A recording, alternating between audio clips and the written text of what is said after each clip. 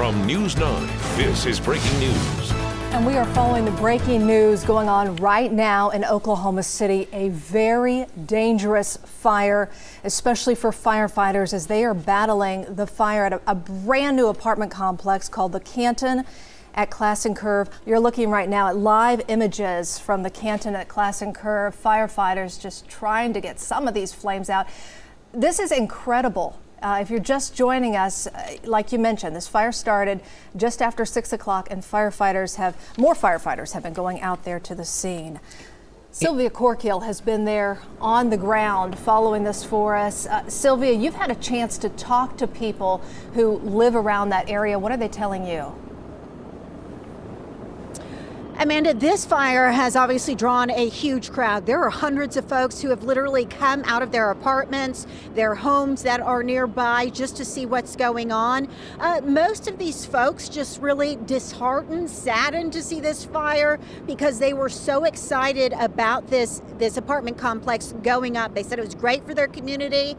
This area has become a hub, a lot of activity, a lot of great restaurants, and they said that they were just looking forward to this being completed. A lot of people looking forward to moving in. We talked to one individual who spoke with another woman who said that she was just so upset for her daughter who already had plans to move in. She did sign a lease agreement and her mother was telling her, you're not going to be able to move in at this time because they don't know when the repairs will be made or even the extent of damage at this time.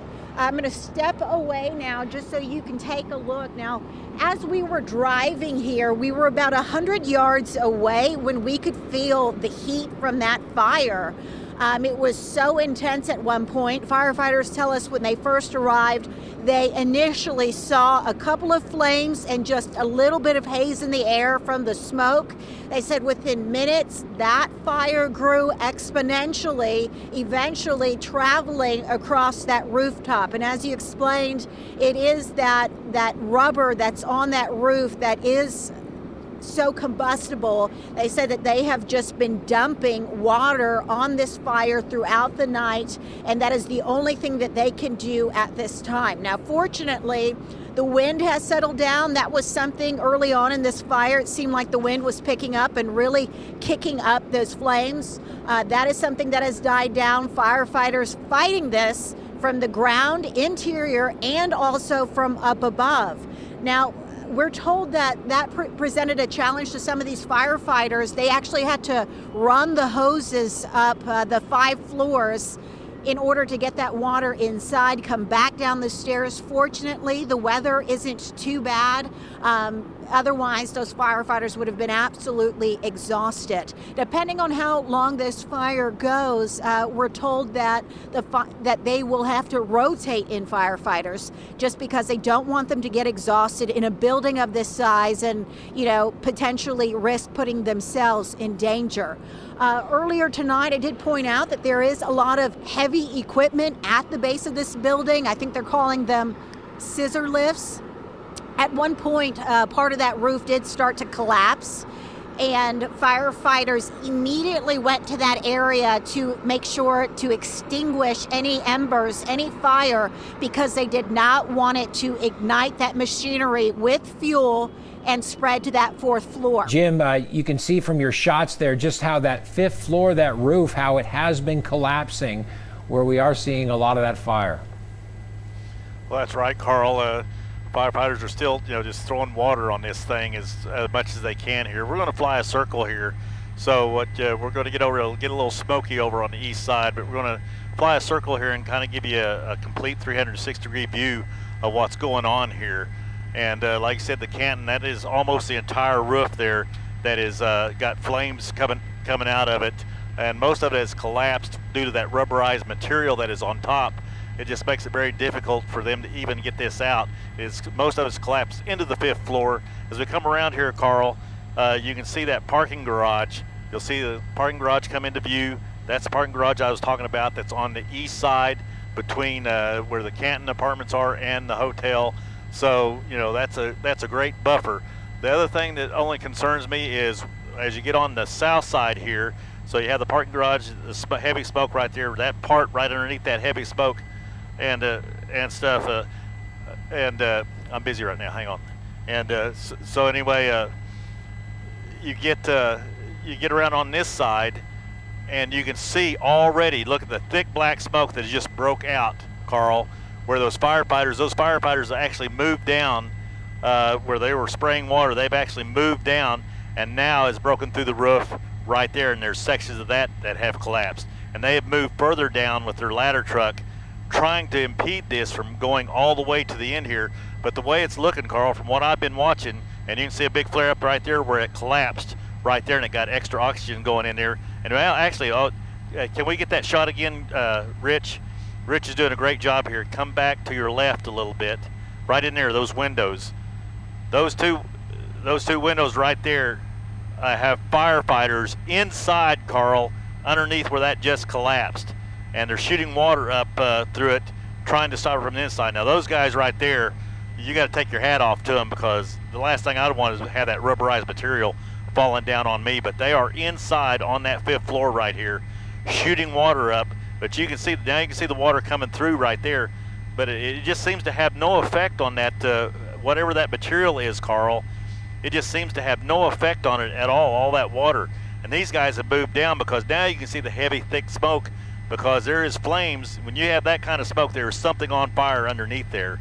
And that heavy smoke is coming out right there, and that's even further down to the southeast. So you can see them moving back now. It's just, oh man, it's just a fight here. Let's get the latest from Sylvia so she can get an update from firefighters.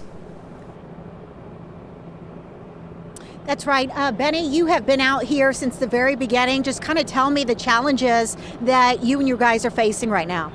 Well, the biggest thing is this is a very large building, and what was burning has been the challenge. So it was originally roofing materials. Again, this is under construction, and the roofing materials, we don't know how they caught on fire, but what I've been told is it's kind of a rubberized material that just does not go out very well when you try to put water on it, which is what we have available to us. It's just such a large building right now. It's involving a good portion of not only the roof, but now it's into the 5th floor as well, and possibly even lower than that in places. It's a lot of fire. This is very labor intensive from the beginning. What we have now is what's considered to be a 5th alarm fire. Essentially, we call it a high-rise response, but it's equivalent to a 5th alarm fire. We have at least 80 firefighters out on scene now. Unfortunately, we anticipate being here for quite some time, probably overnight. Police, you've had a chance to talk to some of the surrounding businesses.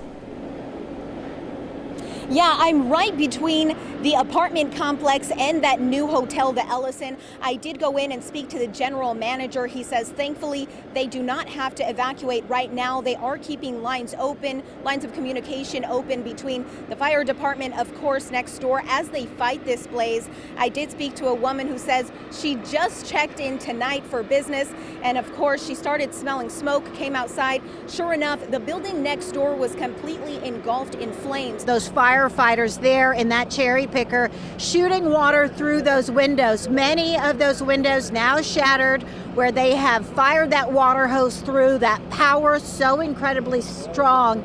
At one point, even our photojournalist here had witnessed, it looked as if one of those firefighters was bracing the other one just from the sheer power of that water hose. Again, they are dumping as much water as they can. This is where they started here with the cherry picker. If we can pan over to the right of this building where you're seeing some of those flames kick back up, there's another team of firefighters trying to tackle that fire from the roof line.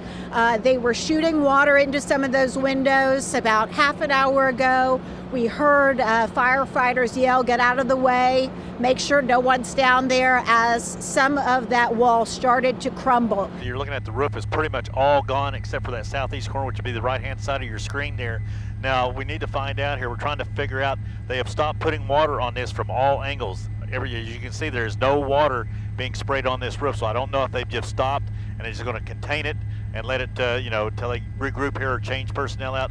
But it's kind of interesting that they've stopped putting water on this. We'll try to find out that for you, but right now you're looking right down on the 5th floor to the Canton there. The roof is pretty much completely gone. We'll keep you updated. Jim Garpoint live for Bob Mills, Sky News 9. Back to you. And you can see actually into these units now that are on fire. 325 units there at the Canton. This is something we'll be following through the night.